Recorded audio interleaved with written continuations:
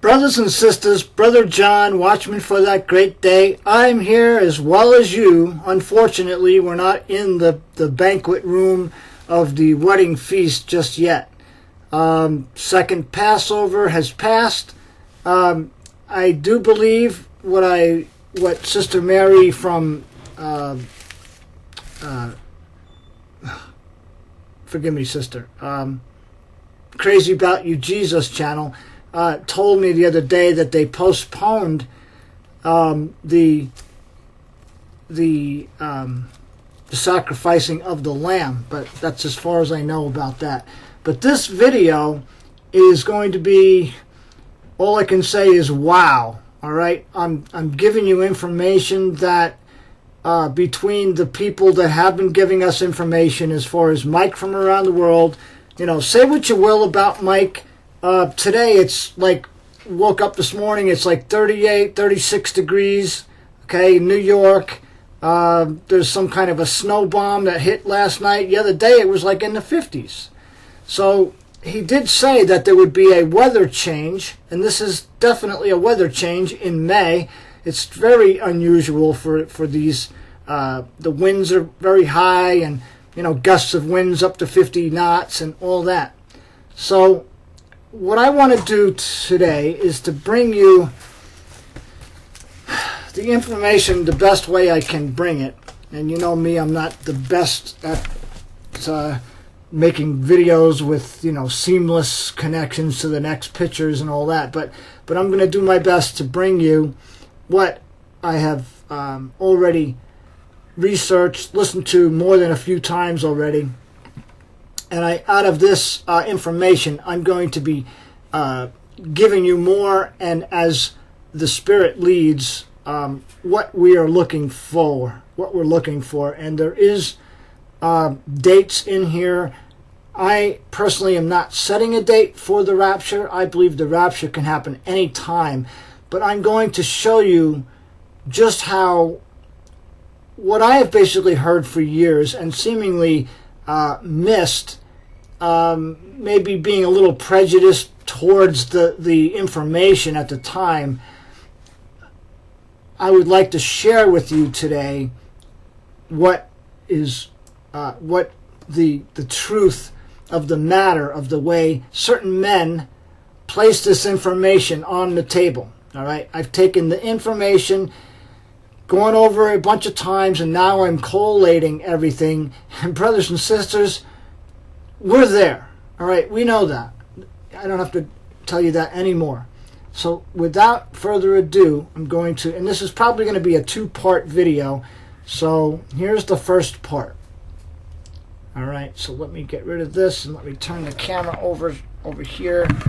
Get it turned around on Gil Broussard's. This is Gil Broussard's presentation on, I'm only going to let this piece play for about 7 minutes, but I'll be interrupting, so all right, we're going to do this. I'm going to get this out of the way, and I'm going to let Gil Broussard 2020 Megaquake. Here we go. Of course, you'll hear Pastor Bagley as well, but here we go. Okay, this is where Earth is entering into the tail of plasma. The tail of the plasma always points opposite of the sun. It does not point to the direction that it's traveling. The traveling direction is that red line, and the Earth's traveling direction is that green line.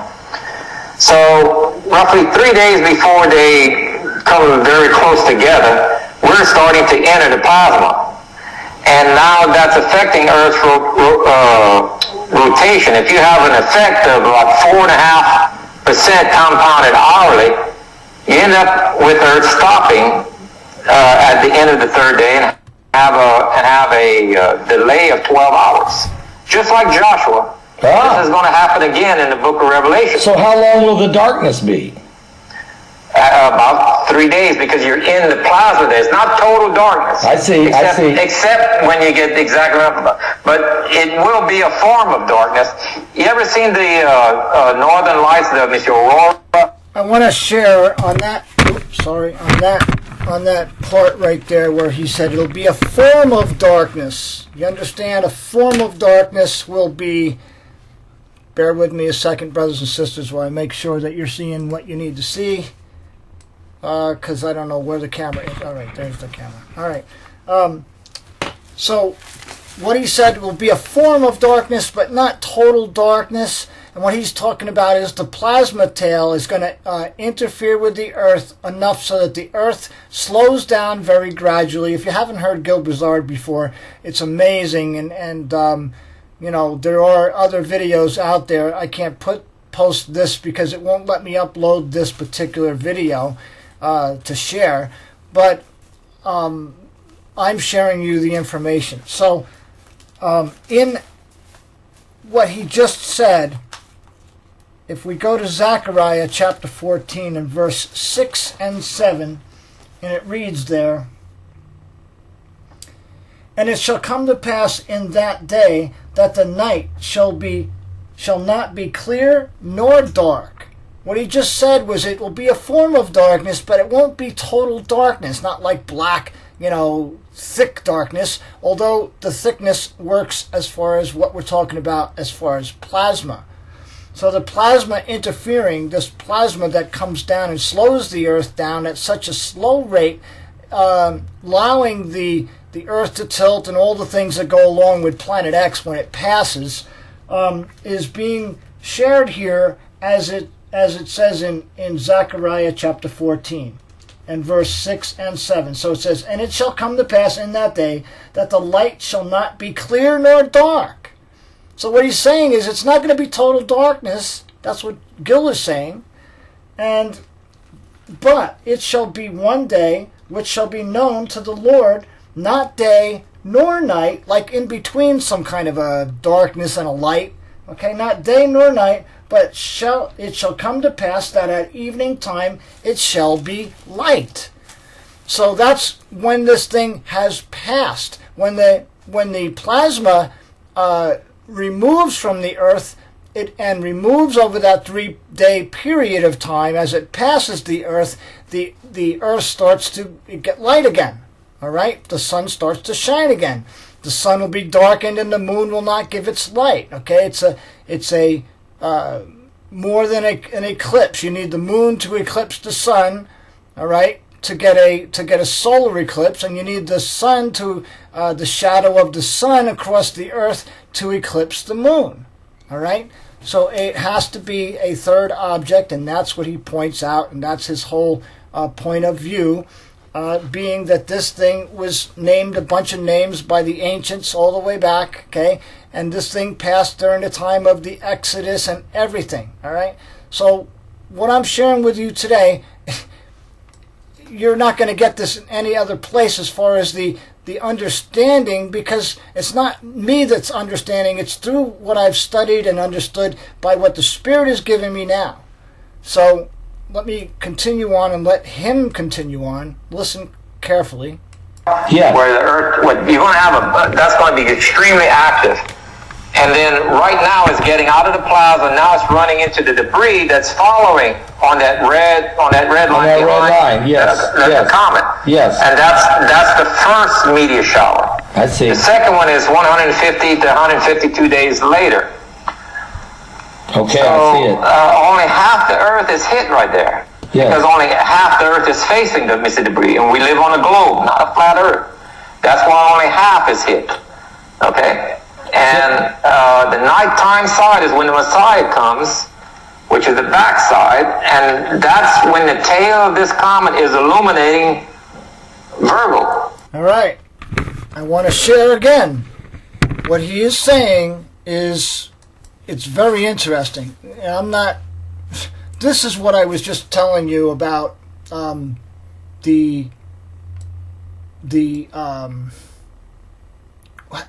being prejudiced against some of his information back some years ago. He had basically said that this thing was going to pass in 2016.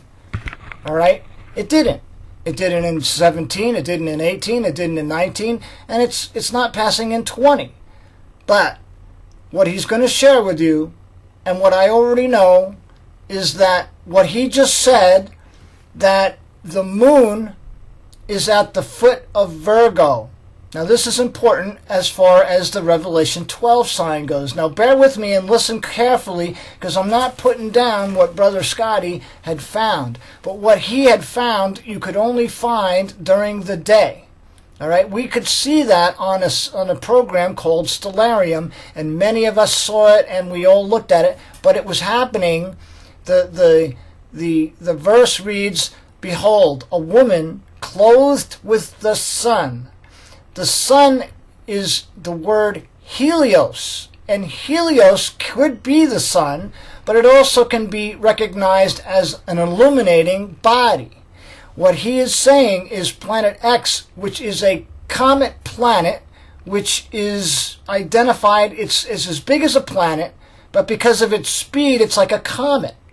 So what we're talking here is the moon being at the foot of Virgo. It's so important, brothers and sisters. What we saw, what Scotty Clarks Revelation 12 sign was all about, happened during the day. Remember what the Bible says. We are children of the day. We are not of the night. That season or that day should take us by surprise. That night or that time should take us by surprise. So listen.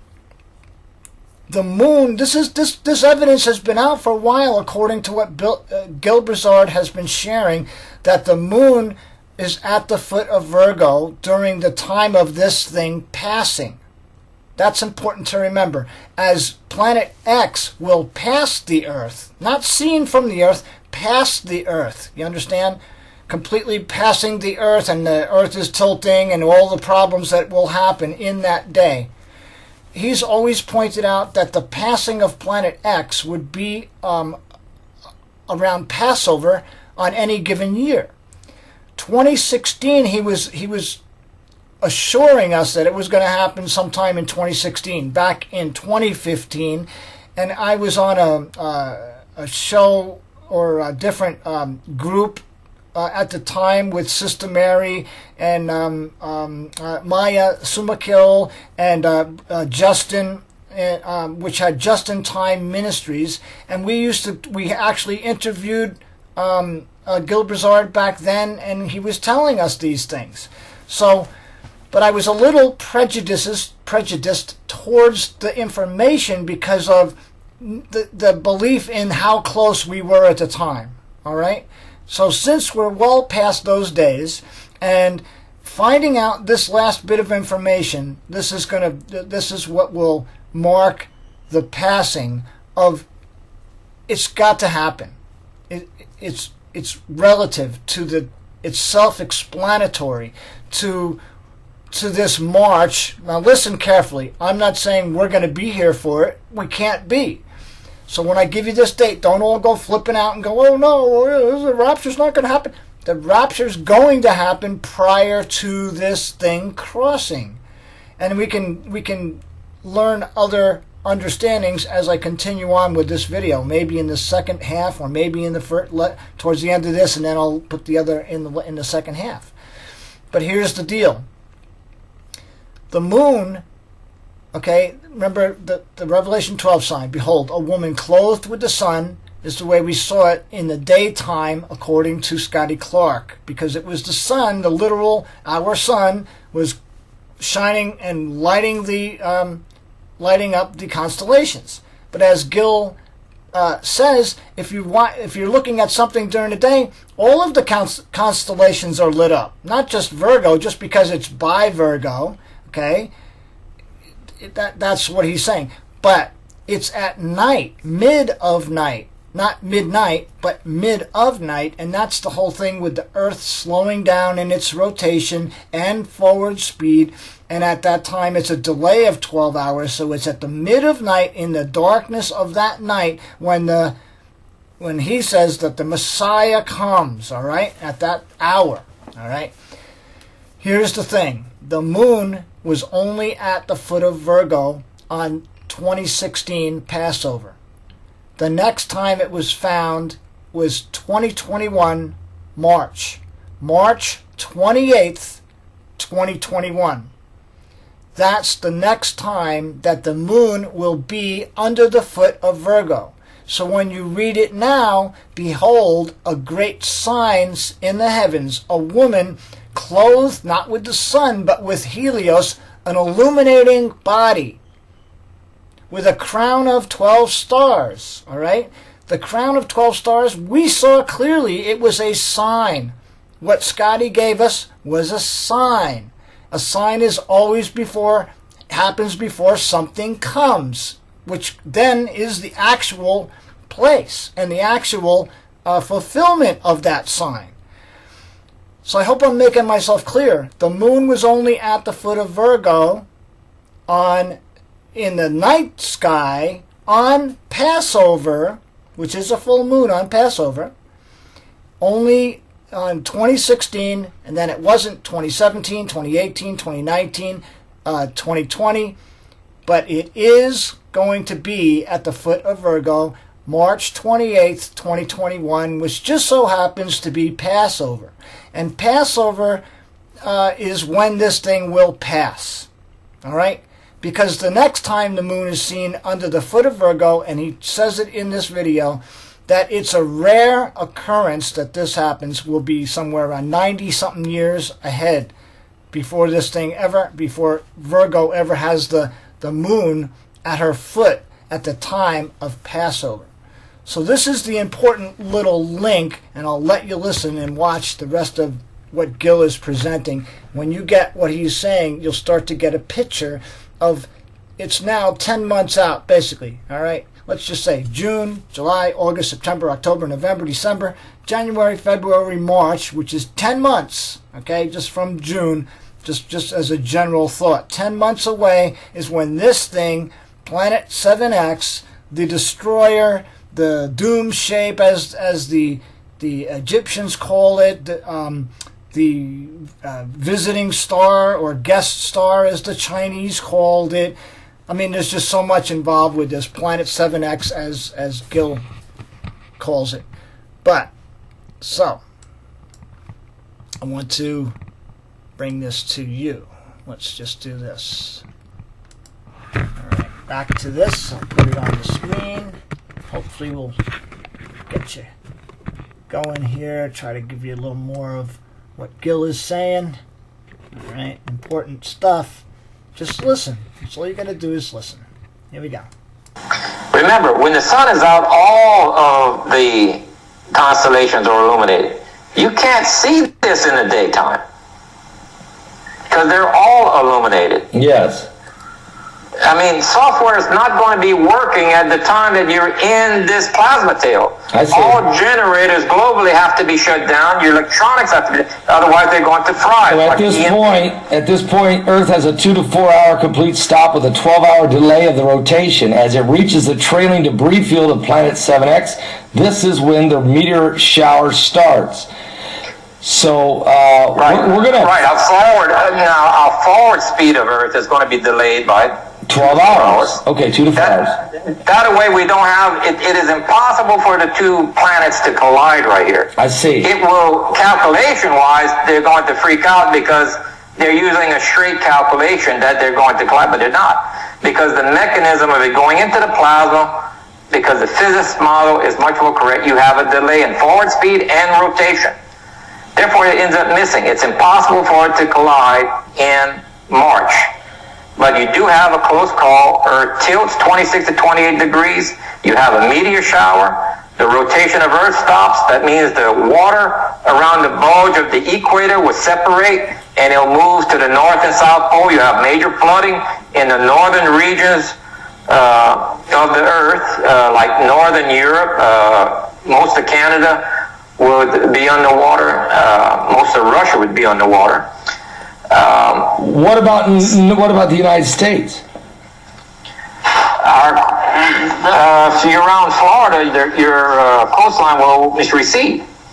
But it will come back up even higher whenever the water goes back. And remember, there's a sloshing of it. The Bible says not to live anywhere on the coastline during the time of the approach of this planet. Nowhere on Earth is a coastline safe. So, not even by lakes. Let's go back. Let's go back and look at this again. I almost think you got to play that video again because now we're starting to get the picture.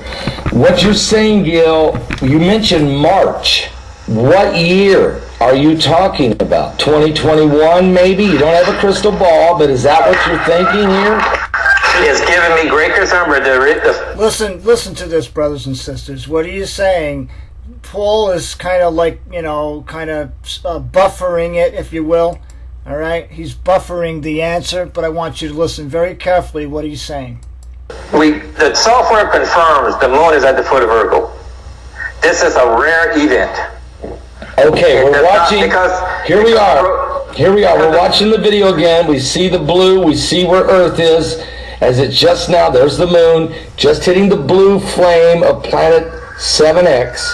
Tell us what we're seeing. Keep us going. Here it goes, the next frame. 7X, electromagnetic plasma sheet, the inner blue. 7X, electromagnetic lobe region, the inner yellow. Take it from there. Whenever it gets to the center lobe, that's where the massive effects happen to Earth. The outer lobe is a minor effect, and all of this comes together where Earth will lose 12 hours of its rotational delay and about 2 to 3 hours. What is the minor effect? What do you call a minor effect? Fire fall from heaven? No, there's no meteor shower during this. This is you have something like a fire in heaven, that's what they call the Northern Lights. Yeah. Remember the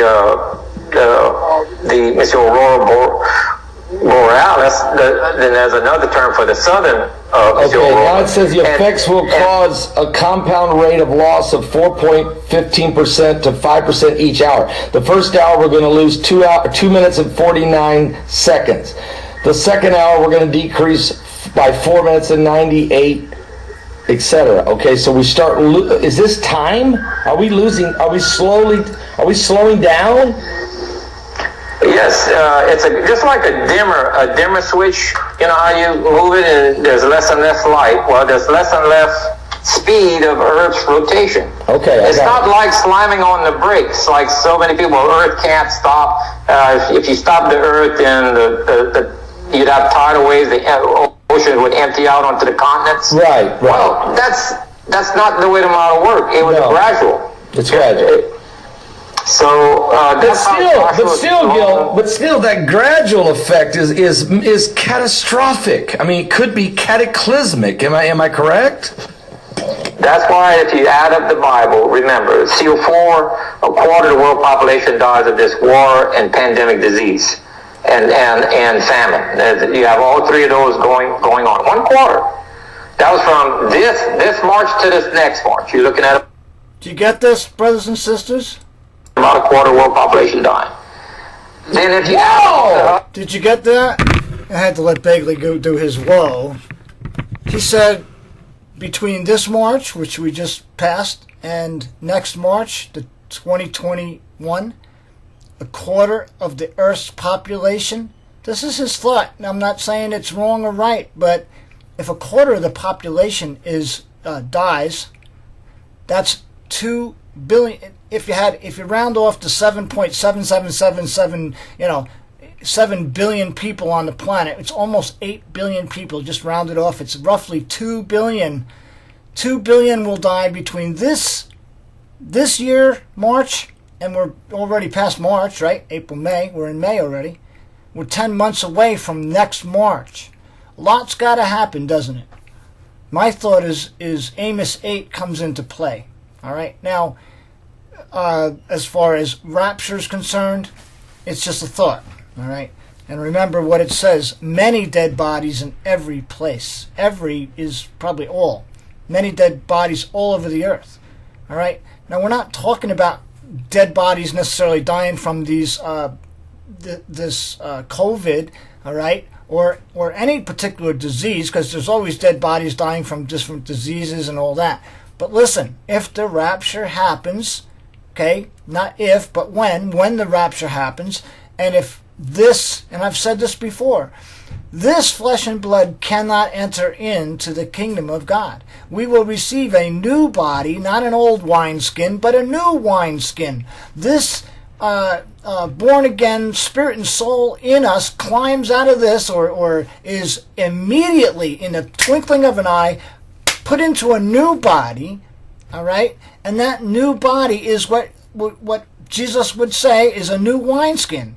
The old wine cannot be put into a new wineskin. So the old man cannot be put into a new body. Understand?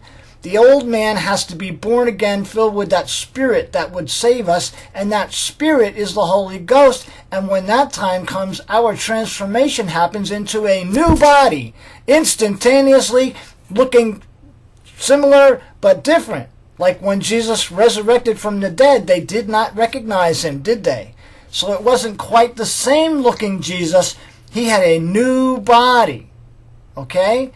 That body was the body of Christ, yes, and it had the holes in it and all that, I believe.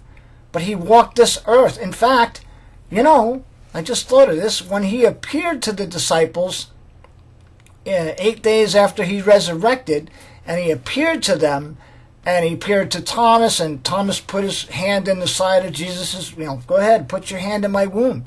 And he showed them he had those, right?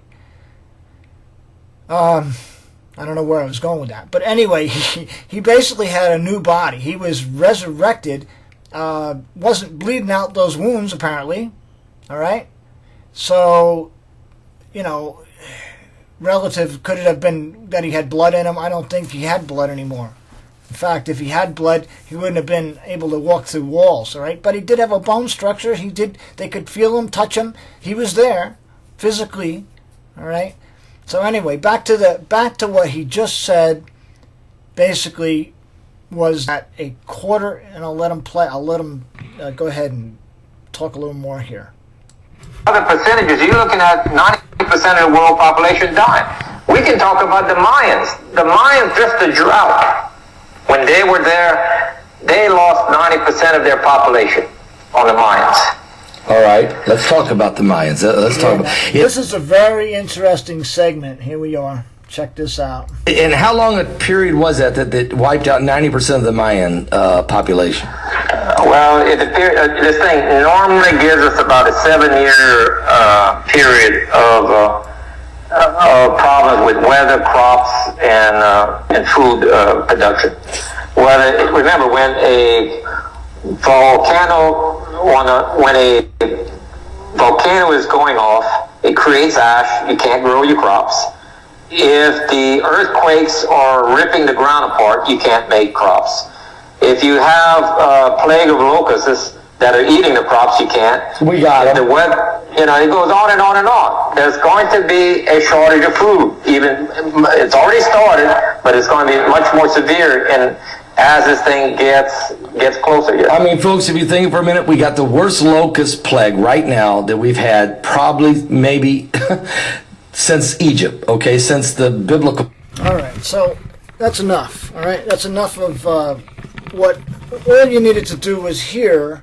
What I wanted you to hear was that the moon is at the foot of Virgo, and it's a rare event, all right? This particular time, not at Feast of Trumpets, all right? Not at Feast of Trumpets, which it's always at the foot of Virgo in the fall, all right? Always. But a lot of times it's during the day, all right? That's when the sign happened in the daytime, all right? And so the connection is not to place a negative on what Scott Clark had shown us and revealed. That was all by the Spirit of God. Everything that we saw was to the children of the day, right? We're not children of the night, we're children of the day. So what happened was there was the Revelation 12 sign that Scotty Clark brought us that was being shown us on a Stellarium program that was perfectly aligned on that in the daytime. This, what he's talking about, what Gil Broussard is saying is that it's a rare event for the moon to be under the foot of Virgo. You get it? On Passover. This is when he is projected, and when he goes back and details many times where this thing has crossed, and all of the things that align up with the stories of the Bible. Hezekiah's long day, Jesus on the cross. That's the one that really won me, because it takes a third object to cause the whole world to go dark for 3 hours, not just 7.8 minutes, which is what a normal solar eclipse is, and the whole world doesn't turn dark from a solar eclipse. And the way it's always saying in the Bible is you have the sun going dark and the moon turning to blood, which is a lunar eclipse at the same time as a solar eclipse. All right, so you have both of those. In order to have both at the same time, you need to have a third object. So that's the connection with Gil's understanding, as well as it makes a lot of sense, because normal solar eclipses don't go any longer than a 7 or 8 minute period, and they're only in an area that's being covered. So a 3 hour darkness is another object covering the sun and making the moon, which is on the back side of the earth at the time, turn to blood. So you have a double eclipse. That's important to know and to remember. So I think with that, let me see. Yeah, we got about 31 minutes into this one. I'll let it play a little longer, and then I'm going to make a second video. In fact, I'll let Begley talk a little bit. Actually, instead of letting him talk, I think what I'll do is this. Hold on. I'll move it ahead because there's information on this that I want you to get as well. Let's see. Just bear with me a second. About the Egyptians. Let's see. Which is something that he just recently found, the information. Okay, here we go. I'll back it up a little bit. Bear with me. All right, let's see. If we I'm going to turn the camera. This is the first thing you're going to see is the Mayan. He found this in the Mayan culture. Here we go. we could just back up, we were talking about the Mayans. If we go look at the recent discovery I made on the Mayans. Okay, please tell us about your discovery on the Mayans. For 5 or 6 years, I've been having that the cover to the Mayan king tomb. It's a carving. This is Pakal. He was the Pakal first, or one, and this was on the surface of his tomb. This carving. Well, there's been many speculations on what they're trying, but none of them really made a whole bunch of sense. And once you take a closer look at this, it's actually depicting our planet coming in. You can see That's the this planet. is the exact year that the king died as well. He died in towards it, I think August 20th possibly, is when his death happened. Well, that's 5 months later from the actual event. So you can see these red dots in the picture that I placed. I colored this to where it's easier to distinguish it. Yes. That's a meteor. That's a meteor shower he's depicting there. Okay. It shows the sun and it shows the moon. It shows the Milky Way at the top. Then the little green objects are planets. And the purple objects are constellations. And we have one that's below the Messiah horizon, which is Saturn. And we can go back and look at the year that he died, which is in 683, and go back to March. On March 28th, we have an exact match to this object, this plaque that was on this one. All of the planets were in the correct positions according to the constellations. The sun and moon are there. Saturn is below the Messiah horizon, and you have the approach of Planet X coming in the early morning.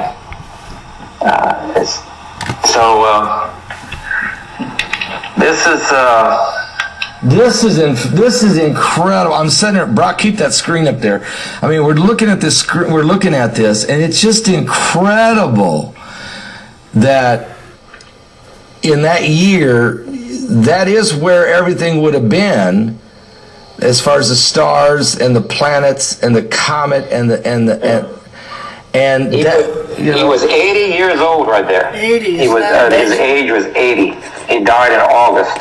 Isn't that amazing? 80 years old. That's like the 70 years of man, and 80, by reason of strength, 80. It's just interesting. August 20th, I believe it is, it says. And what year was that again? 600 and what? 683. 683. You can tell that, okay, he's sitting on his throne, he's looking up at the sky. Yeah. In horror kind of. He doesn't like what he's seeing. It's either a meteor shower started or the planet appeared, whichever way you want it, whatever happened to him at the time. But either he succumbed to his injuries or he got caught in a second meteor. I don't know which one it is. But it's associated with his death because that's why it's on his tomb. You think of the Bible, Jesus said in Luke 21 when he said, "For there shall be signs in the sun, the moon, the stars, distress of nations with perplexity. The sea, the waves will be roaring, and men's hearts will fail them for fear, for looking after those things coming upon the earth. For the powers of heaven shall be shaken. And then shall they see the Son of Man," of course, "coming with the clouds with power and great glory. And when these things begin to come to pass," he said, "look up, lift up your head, your redemption draws nigh. But men will die of fear for what they see coming upon the earth." And this is like a precursor. He may have died of a heart attack. He might have died just from the realization of what was coming upon the earth. Yes, it appears so. I mean, this is associated with his death right there. That's why it's on his tomb. It's telling a story about his death. They show meteor showers. They show the planet rising and everything. Now, is anyone else? Is this the first time this has been publicly being revealed? Yes. Not the stone, but this misinterpretation of the stone as far as astronomy. Yes. I mean, this is huge. And what did you do? Go back into the stellarium to look at where the planet locations were at the time of this death? Listen to this. Not stellarium. Listen to what he says about stellarium. So this is where, Scotty Clark used solely, I believe, stellarium. So listen to what he says. It's important. Not stellarium. I use Starry Night Pro. Right, but still, you used that software, and you took us back to the August 20th of 683 A.D. Yeah. If you use Solarium for some of these BC dates, it does not match. I say use Solarium. So, because I don't know which algorithm in there is the correct one to use, so I can't help people with Solarium. So what he just said is it works. What he's found that matches the different artifacts and the timing in the Bible stories, within a few hours of the event, even. Only can be found with Starry Night with a different program, which is, of course, the program that he'll say that NASA uses. But it's only one algorithm in that program, and something about Stellarium uses like 12 algorithms. All right, so he doesn't know which one to use because which one they're using. So anyway, listen a little further. Wow, this is a great revelation, folks, and this is what I was telling you, folks, why I wanted you to come to this conference. That Gil had told me that he had a brand new revelation from the Mayans, and that he wanted to bring forward, and also you have something also from the Egyptians. Is that right? This is good too. Yes, I already have one Miss Egyptian's ceiling. It's in the Louvre. It's let me see if I can find it. That was Job event. It's a circular disc. Well, we got from that same temple complex. There's another drawing on the walls, on the ceilings. And it's pertaining, the date lines up with the Tower of Babel. At least that's what I'm assuming it is. Because the Egyptians wasn't aware of the Tower of Babel. I'm just trying to line up the dates. We have this ceiling that you can look at. If your gentleman can pull up page 17 on the document that I sent him. Yes. Yeah, we got it. We got it on the screen for you. Yeah, it's already up, and so he didn't realize. But so yeah, I'll move it ahead a little bit. My computer's acting a little slow. The top one is the nighttime skies, and the bottom one is the daytime skies. Yes. Okay. And from the horizon to horizon is what they're showing in each frame. Like what constellations can be seen. Keep in mind, they knew what planets. They have the timing of how long it takes the planets to circle the sun. So whatever they see in the daytime skies, they know where the position of the other planets are in what constellation because of their calculations. So they're giving you all the information of all of the planets, where they were, that was visual, which you can only see up to Saturn. And what's interesting, this is the first time we were able to find Ceres recorded as a planet. Wow! It's all the way to the right. This is before Ceres was destroyed. Remember, Ceres was destroyed just before the Exodus. Yes. For the 3 days of darkness. So this is the first time we can see that Ceres is actually recorded, because it can't be any other planet. It's all the way to the right on the bottom. Yes. And then Planet X is right there at the top, in the middle, right next to Libra. And this is what the software shows us. We have an exact match. It gives us the exact date. This is within 2 to 3 hours of the event. So this was on an Egyptian tomb? The ceiling of the temple. The ceiling? Okay. The temple of Hathor has recording at least probably around 8 to 10 times that it's come around. According to what I've been able to interpret, right now I'm missing 2 that should be between the Tower of Babel and Lot's Trouble. According to what I saw on the wall, it's kind of early yet, but we should have 8 events, and I only have 6 at the moment, so I'm looking for 2 more. I'm trying to find the other depictions in that temple to try to figure it out. So in the temple, the Egyptian temple of Thor, on the ceiling, this drawing matches the constellational alignments for the event of during the time of Planet X. And I mean, that is insane. Not the event of Planet X during the time of the Tower of Babel.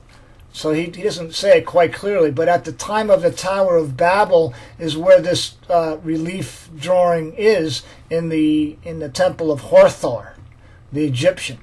Has anybody ever even put that together before now? Not that I'm aware of.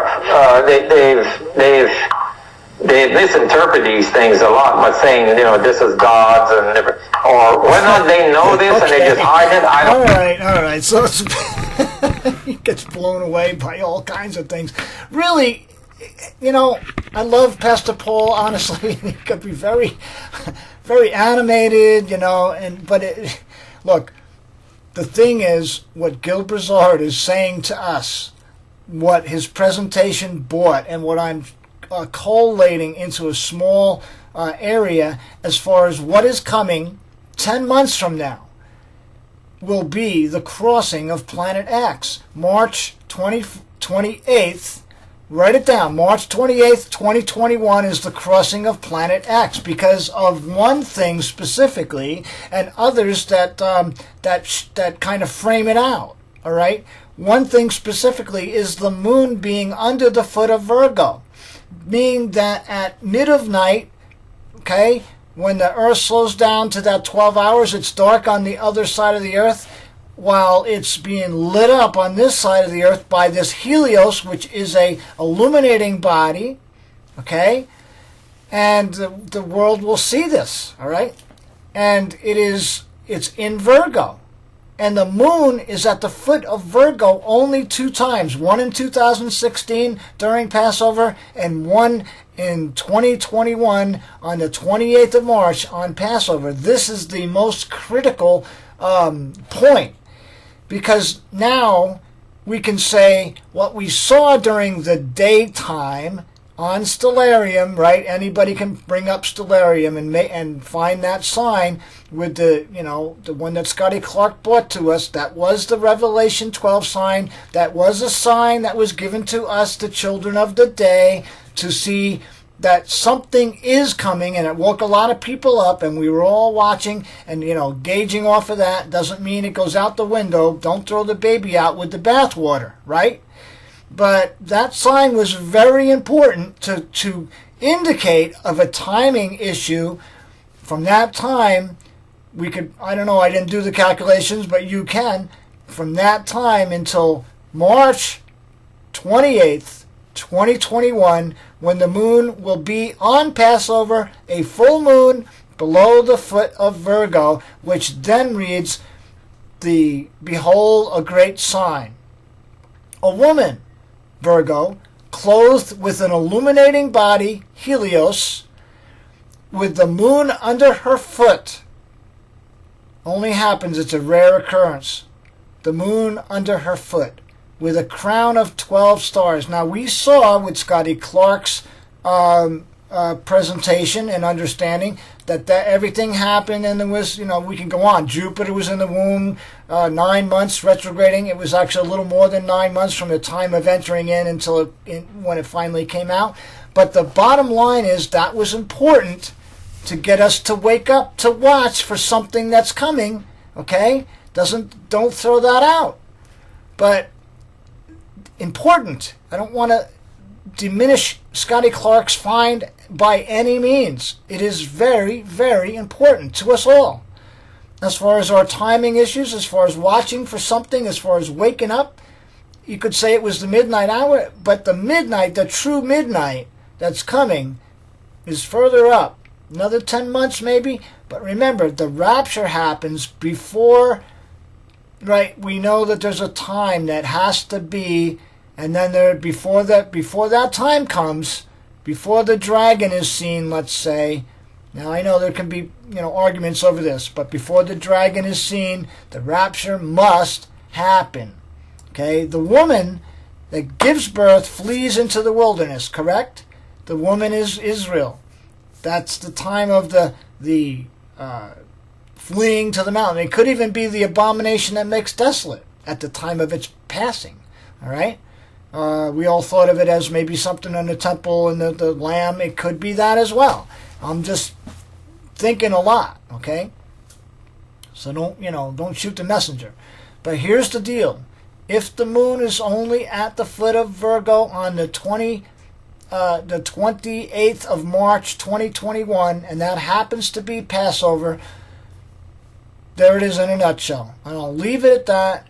I'm going to blow the shofar, but I'm not done yet, so we're going to have another part 2, coming up. Brother John Watchman, for that great day. See you in the next part. God bless.